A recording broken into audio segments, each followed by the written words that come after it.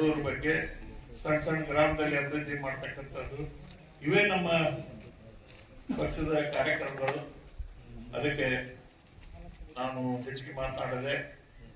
ಇವತ್ತೇನು ಬೆಳಗ್ಗೆಯಿಂದ ನಾವು ಈಗಾಗಲೇ ವೆಂಕಟಾಪುರ, ಏಕ್ಲಾಸ್ಪುರ ಅಂತ ಇಲ್ಲಿ ಪೇಟಾರ್ವರೆಗೆ ಹೋಗಿ ಡಂಬಳು ಮತ್ತು ಜಡ್ಲೀಶ್ವರವ್ರಿಗೆ ಇನ್ನೂ 2 ಕಾರ್ಯಕ್ರಮವನ್ನ ಅಲ್ಲಿ ಮಾಡಬೇಕಾಗೈತಿ. ಅದಕ್ಕೆ ನೀವು ಬಂದಾಗ ನೀವು ನಮ್ಗೆ ಒಳ್ಳೆ ಭೋಜನ ಕೊಟ್ಟಿರಿ. ಬೊಕ್ಕಸದಲ್ಲಿ ದುಡ್ಡಿಲ್ಲ ಅನ್ನೋ ವಿಚಾರವನ್ನು ಕೂಡ ಹೇಳ್ಕೊಂತ ಅಡ್ಡಾಡಿದ್ರು. ಆದ್ರೆ ಉದ್ದೇಶ ಏನಿತ್ತು? ನಾವು ಈ ಆರ್ಥಿಕವಾಗಿ ಹಿಂದುಳಿದಂತ ಜನಾಂಗದವರಿಗೆ ಅವರ ಇರುವಿಕೆಯನ್ನ ಒಳ್ಳೆ ರೀತಿಯಲ್ಲಿ ಮಾಡ್ಬೇಕು ಅನ್ನೋ ವಿಚಾರ ಏನಿತ್ತು, ಇವೆಲ್ಲ ಅರ್ಥ ಮಾಡ್ಕೊಳ್ರಿ. ರಾಜ್ಯದಲ್ಲಿ 1,20,00,000 ಕುಟುಂಬಗಳು ಆರ್ಥಿಕ ಪರಿಸ್ಥಿತಿಯಿಂದ ಮೇಲ್ ಬಂದಿದ್ದಾರೆ. ಇದಕ್ಕಿಂತ ಏನ್ ಬೇಕು? ನಾವು ಅದಕ್ಕೆ ಒಂದ್ ಕಡೆ ನಾವು ಸಂವಿಧಾನ, ಸಮಾನತೆ, ಎಲ್ಲರೂ ಒಂದೇ ರೀತಿಯಲ್ಲಿ ಇರ್ಬೇಕನ್ನೋ ವಿಚಾರವನ್ನು ಒಂದ್ ಕಡೆ ಮಾಡ್ತೀವಿ. ಆದ್ರೆ ನಮಗೆ ಅಧಿಕಾರ ಸಿಕ್ಕಾಗ ಆ ಕಡೆ ಲಕ್ಷ್ಯ ಇರಂಗಿಲ್ಲ. ಅದನ್ನು ಸನ್ಮಾನ್ಯ ಸಿದ್ದರಾಮಯ್ಯನವರು ಮತ್ತು ಸನ್ಮಾನ್ಯ ಡಿ ಕೆ ಶಿವಕುಮಾರ್ ಅವರು ಬಹಳ ಬದ್ಧತೆಯಿಂದ ಯಾವ ಟೀಕೆ ಟಿಪ್ಪಣಿಗಳನ್ನು ಅವ್ರಿಗೆ ಬಗ್ಲಿಲ್ಲ, ಜಗ್ಲಿಲ್ಲ. ಮೊದ್ಲ ನಮ್ಮ ಬಡವರು ಕಲ್ಯಾಣ ಆಗೈತೆ ಅಂದ್ರೆ ಮತ್ತೇನಿಲ್ಲ, ಅವ್ರು ಹೊಟ್ಟೆ ತಾಣಗಾದ್ರೆ ಸಾಕು, ನಮ್ಮ ಪಕ್ಷ ಹೇಳಿದ್ರು. ಅದಕ್ಕೂ ಯಶಸ್ವಿನೂ ಆತ್. ನಮ್ಗೆ ಮೊನ್ನೆ 3 ಉಪಚುನಾವಣೆ ನಡೆದಾಗ ಎಲ್ಲ ಘಟಾನುಘಟಿಗಳೇ ನಿಂತಿದ್ರು. 3 ಉಪಚುನಾವಣೆ, 2 ಮಾಜಿ ಸಿಎಂಗಳ ಮಕ್ಕಳು ನಿಂತಾಗ ಅಲ್ಲಿ 3 ಕ್ಷೇತ್ರದಲ್ಲಿ ನಾವು ಹೆಚ್ಚಿನ ಬಹುಮತ ತಗೊಂಡು ಆರ್ಸಿ ಬಂದ್ವಿ. ಮತ್ತೆ ಇದಕ್ಕೆ ಯಾರ ಕಾರಣ? ತಾಯಂದ್ರೆ ಏನು ನಮ್ಮ ಈ ಸವಲತ್ತುಗಳನ್ನ ತೆಗೆದುಕೊಂಡಿದ್ರು, ಅವರೇ ಎಲ್ಲಾರು ವಿಶ್ವಾಸ ಇಟ್ಟು ನಮ್ಮ ಪಕ್ಷದ ಮೇಲೆ ಮತ ಹಾಕ್ತಾರೆ. ಅದಕ್ಕೆ ನಾವೆಲ್ಲ ಅರ್ಥ ಮಾಡ್ಕೊಳ್ಬೇಕು. ಅನ್ನಂಗಿಲ್ಲ, PWD, ನೀರಾವರಿ, ಇವೇನ್ ಮುಂಚೆ ಇಲಾಖೆಗಳಿದ್ವಲ್ಲ, ಒಂದೊಂದು ಇಲಾಖೆಗೆ 50,000 ಕೋಟಿ ಬಾಕಿ ಇಟ್ಟೋಗ್ಯಾರ. ಯಾವುದೇ ಮುಂದಿನ ಸರ್ಕಾರ ಬರಲಿ, ಆ ಬಾಕಿಯನ್ನ ನಾವು ಮುಟ್ಟಿಸುವಂತ ಮತ್ತೆ ಹೊಸ ಅಭಿವೃದ್ಧಿ ಕಾರ್ಯಗಳನ್ನ ತೆಗೆದುಕೊಳ್ಬೇಕು ನಾವು. ಅದಕ್ಕೆ ಆ ರೀತಿ 1 ವರ್ಷ ಮತ್ತೆ ಈ ಬಜೆಟ್ ಆಗುತ್ತನ್ನ ಸ್ವಲ್ಪ ತೊಂದರೆ ಆಗಿದೆ. ಇನ್ನೂ ಅನೇಕ ಹಿಂದಿನ ಬಿಲ್ಗಳ ಪಾವತಿನೂ ಮಾಡೋದೇ ಇಷ್ಟ. ಅದಕ್ಕೆ ಇವತ್ತು ಯಾಕಂದ್ರೆ ನಾವು ಏನು ಈ ಬಜೆಟ್ 3,71,000 ಕೋಟಿ ಬಜೆಟ್ ಮಂಡಿಸಿದ್ವಿ. ಅದ್ರಾಗ ಒಂದು 58,000 ನಾವು ಈ ಗ್ಯಾರಂಟಿ ಸ್ಕೀಮ್ಗೆ ತೆಗೆದಿಟ್ರು. 120 ಕೋಟಿ ಈ ಅಭಿವೃದ್ಧಿ ಕಾರ್ಯಗಳಿಗೆ ಇಟ್ಟಾರೆ ಸಿಎಂ ಅವರು. ಅಭಿವೃದ್ಧಿ ಅಂದ್ರೆ ಬರೀ ರಸ್ತೆ ಮಾಡುವಂತ ವಿಚಾರ ಅಲ್ಲ, ಎಲ್ಲ ಸಾಮಾಜಿಕ ನ್ಯಾಯ ಎಲ್ಲರಿಗೂ ಸಿಗ್ಬೇಕು. ಇವತ್ತು ನಾವು ಆರೋಗ್ಯದ ಕಡೆ ಹೆಚ್ಚು ಲಕ್ಷಣ ಕೊಡಬೇಕು, ಶಿಕ್ಷಣದ ಕಡೆ ಹೆಚ್ಚು ಲಕ್ಷಣ ಕೊಡಬೇಕು.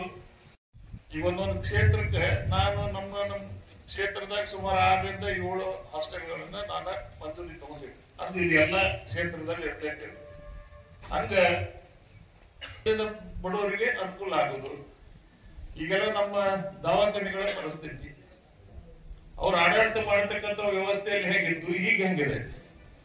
ಇವತ್ತು ಬಹಳ ದೊಡ್ಡ ಚಿಂತನೆಯನ್ನ ನಮ್ಮ ಗುಂಡೂರಾಯ ಮಾಡಾಕ್ತಾರೆ, ದಿನೇಶ್ ಗುಂಡೂರಾವ್.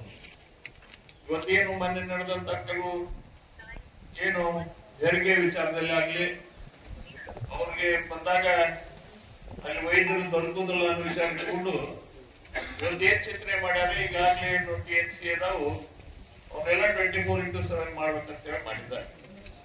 ಅದಕ್ಕೆ ಬಹಳ ರೀತಿಯಿಂದ ಇವತ್ತು ನಾವು ಡಬ್ಬಳ ಆಸ್ಪತ್ರೆ ಏನಿದೆ ಅದನ್ನ 30 ಹಾಸಿಗೆಗೆ ಮೇಲ್ದರ್ಜೆ ಮಾಡ್ಸಕತ್ತೀವಿ. ಅತಿ ಶೀಘ್ರ ಕಾರ್ಯನೂ ಕೂಡ ಆರಂಭ ಆಗ್ತೈತೆ. ಅದಕ್ಕೆ ತಾವು ಬಹಳಷ್ಟು ಕೆಲಸಗಳು ಇವತ್ತು ಇಲ್ಲೇ ನಿಮ್ಗೆ ಪೇಟಾನೂರು ತಾವು ತಗೊಂಡ್ರೆ ಈಗ ನೀರಿತ್ತು, ಕಾಲುವೆ ಇದ್ದಿಲ್ಲ, ನಮ್ಮ ಹೊಲಕ್ಕೆ ನೀರು ಹೋಗ್ತಿದ್ದಿಲ್ಲ. ಈಗ ಅದನ್ನ ನಾವು ಏನ್ ಮಾಡಿದ್ವಿ, ಅವಕ್ಕೆಲ್ಲ ಆ ಕಾಲುವೆಗಳನ್ನು ಬರ್ಬೇಕು ಅನ್ನೋ ವಿಚಾರದಲ್ಲಿ ಅವಕ್ಕೆಲ್ಲ ದುಡ್ಡು ಹಾಕಿದ್ವಿ, ಇವತ್ತು ಪೂಜಾ ಮಾಡಿದ್ವಿ. ಮತ್ತೆ ಈ ದುಡ್ಡು ಇರ್ಲಿಕ್ಕಂದ್ರೆ ಅವ್ನು ಮಾಡಕ್ ಹಾಕಿದ್ದ. ಅದಕ್ಕೆ ಇವನ್ನೆಲ್ಲ ಯಾಕಂದ್ರೆ ಬರೀ ಈಗ ಪೇಟಾನೂರ್ದಲ್ಲ, ತಂಬಳದ್ದು ಮಾಡಿದ್ವಿ, ನಿಮ್ ಜಗದೀಶ್ವರ ಕೆರೆದು ಮಾಡಿದ್ವಿ. ಅದಕ್ಕೆ ಯಾರು ಹಿಂದುಳಿದಿದ್ದಾರೆ ಅವರ ಇರುವಿಕೆಯನ್ನ ಮೇಲೆ ಎತ್ತರಿಸಬೇಕು ಅನ್ನೋ ವಿಚಾರದಲ್ಲಿ ಕಾಂಗ್ರೆಸ್ ಪಕ್ಷ 5 ಗ್ಯಾರಂಟಿಗಳನ್ನ ನಾವು ಚುನಾವಣೆಯಲ್ಲಿ ಹೇಳಿ ಮತ್ತ ರಾಜ್ಯದ ಜನ ನೀವೆಲ್ಲ ನಮಗೆ ದೊಡ್ಡ ಆಶೀರ್ವಾದ ಮಾಡಿದ್ರು. 136 ಶಾಸಕರು ಇವತ್ತು ಕಾಂಗ್ರೆಸ್ ಪಕ್ಷದಿಂದ ಆಯ್ಕೆ ಮಾಡತಕ್ಕಂತ ಆಶೀರ್ವಾದ ನೀವೆಲ್ಲ ಮಾಡಿದ್ರು. ಆ ವಿಚಾರವಾಗಿ ಮತ್ತೆ ಸನ್ಮಾನ್ಯ ಸಿದ್ದರಾಮಯ್ಯನವರು ಈ ರಾಜ್ಯದ ಮುಖ್ಯಮಂತ್ರಿಗಳಾದ್ಮೇಲೆ ಕೇವಲ 3 ತಿಂಗಳಲ್ಲಿ ಒಟ್ಟು ಯೋಜನೆಗಳನ್ನ ಇವತ್ತು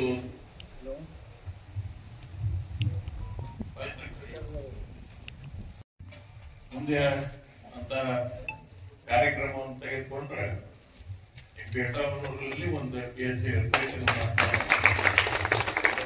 ಹೇಳಿ ಮತ್ತು ವಿಶೇಷವಾಗಿ ನಾವೆಲ್ಲ ಕಾಂಗ್ರೆಸ್ ಪಕ್ಷದ ಎಲ್ಲ ಹಿರಿಯರಿಗೆ ನಾವು ಅಭಿನಂದನೆ ಕೃತಜ್ಞತೆ ಸಲ್ಲಿಸಬೇಕು.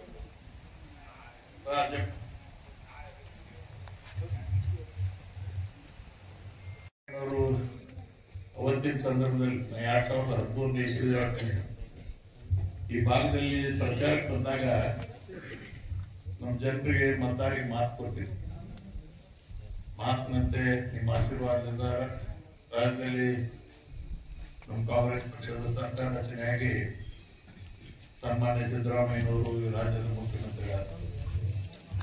ನೆನೆಗುಂದಿಗೆ ಬಿದ್ದಂತ ಯೋಜನೆ ಅದನ್ನ ಪೂರ್ಣಗೊಳಿಸಿ ಅವರೇ ಬಹಳಷ್ಟು ಅವತ್ತಿನ ತೀರ್ಮಾನಗಳಲ್ಲಿ ನಾವೇನಾದ್ರು ಮಾತಾಡಿದ್ರೆ ಬಹಳಷ್ಟು ಜನ ಸಾರ್ವಜನಿಕರು ಟೀಕೆನೂ ಮಾಡಿದ್ರು.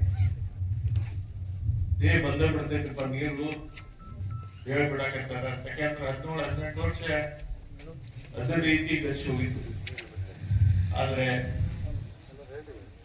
ನಾವು ಮಾತು ಕೊಟ್ಟಂತೆ ಆ ಕಾರ್ಯಕ್ರಮವನ್ನು ಕೂಡ ಜಾರಿಯಲ್ಲಿ ಬರೀ ಅದ್ರ ಸಿಕ್ಕಾನೂರಿ ನೀರಾವರಿ ಕಾಲುವೆಗಳ ಅಭಿವೃದ್ಧಿ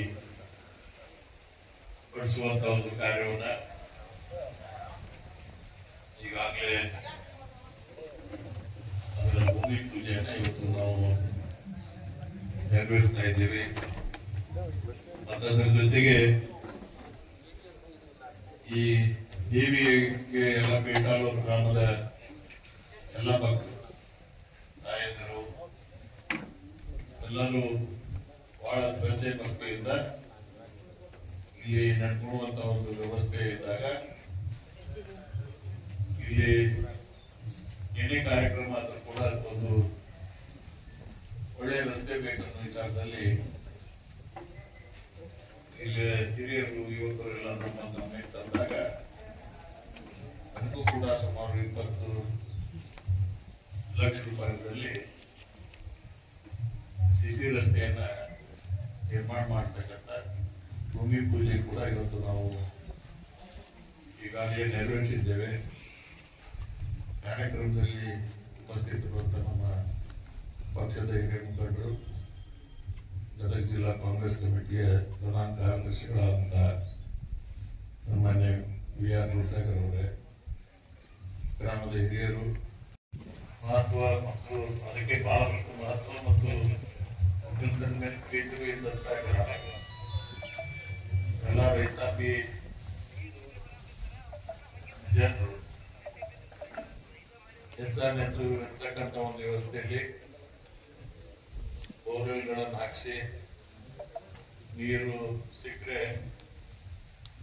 ಮಾಡ್ತಕ್ಕಂಥ ಒಂದು ವ್ಯವಸ್ಥೆ. ಅದು 2013ರಿಂದ 2018ನೇ ಇಸ್ವಿಯಲ್ಲಿ ನಿಮ್ಮೆಲ್ಲರ ಆಶೀರ್ವಾದದಿಂದ ಅವತ್ತು ನನಗೆ ಸೇವೆ ಮಾಡ್ತಕ್ಕಂಥ ಒಂದು ಅವಕಾಶ ಇದ್ದಾಗ ಈ ನಂಬರ್ ಹುಬ್ಳಿಯಲ್ಲಿ ಇರ್ತಕ್ಕಂಥ ಕೆರೆಗಳ ಮುಗಿಸುವಂತ ಒಂದು ಅವಕಾಶ ಸಿಕ್ತು. ಅವಾಗ ನಮ್ಮ ಬೇಕಾದ ಕೆರೆ ಮತ್ತು ಜಂಟಿ ಕೆರೆಗಳನ್ನ ಅದರ ಜೊತೆಗೆ ತುಂಬಿಸುವಂತ ವ್ಯವಸ್ಥೆ ಕೂಡ ಅದು ಆದ್ಮೇಲೆ ಬಹುಶಃ ಈಗಾಗಲೇ ನಾವು ನಮ್ಮ ಶಿವಾನಂದ ಚಾಕ್ಲಿಂಗಿ ಅವ್ರ ಮನೆ ಅಲ್ಲಿ ಹೊಲಗೂಟಕ್ಕೆ ಹೋಗಿದ್ವಿ. ಅಲ್ಲಿ ಸರ್ಕಾರದ ಕಾರ್ಯಕ್ರಮಗಳನ್ನ ಏನು 13ರಿಂದ 18 ಇಸ್ವಿಯಲ್ಲಿ ಅವತ್ತಿನ ಸರ್ಕಾರ ಕೃಷಿ ಹೊಂಡಕ್ಕೆ ಬಹಳ ಆದ್ಯತೆ ಕೊಡ್ತೇವೆ.